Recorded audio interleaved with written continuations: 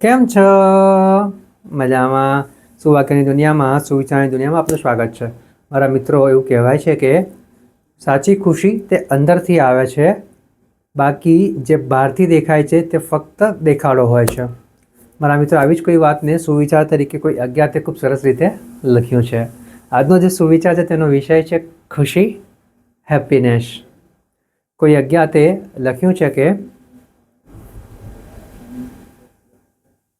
સાચી ખુશી પોતાને પાસે રહેલા ફૂલોમાંથી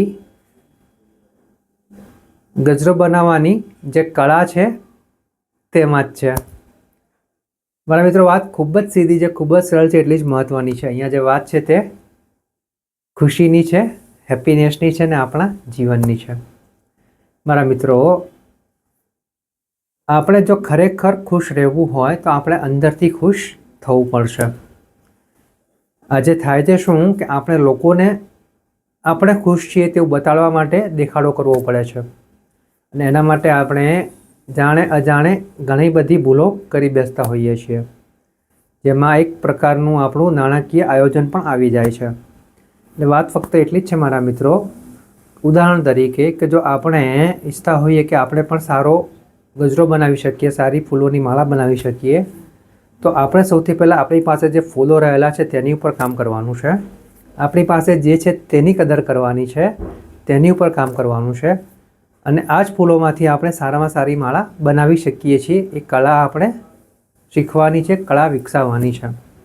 એના માટે સૌથી મોટી જરૂરિયાત છે કે આપણી પાસે જે છે તેની કદર કરવી, તેની ઉપર કામ કરવું. થાય છે એવું કે આપણે બીજાના ફૂલોને જોઈને, રંગબેરંગી ફૂલો જોઈને આપણે પણ તેમના જેવી માળા બનાવવાનું વિચારીએ છીએ. તે ફક્ત વિચાર જ રહે છે, કાં તો પછી ખોટા રસ્તે આપણે તેની શરૂઆત કરીએ છીએ, જે આગળ જતાં આપણા જીવન માટે નુકસાનકારક છે.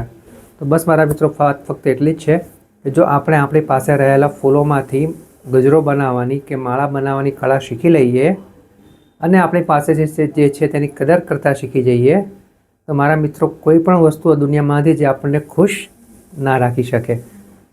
ખુશી મતલબ કે જે અંદરથી દિલથી જે ખુશી આવે છે તેની વાત છે, બહારના દેખાડાની નહીં. તો બસ મારા મિત્રો, આટલું શીખવાનું છે, આટલું સમજવાનું છે. આપણા બધાએ તેની ઉપર કામ કરવાનું છે, અને આપણી પાસે જે ફૂલો છે તે ફૂલો ઉપર જ કામ કરીને આપણો ગજરો, આપણી માળા બનાવવાની છે. Thank you.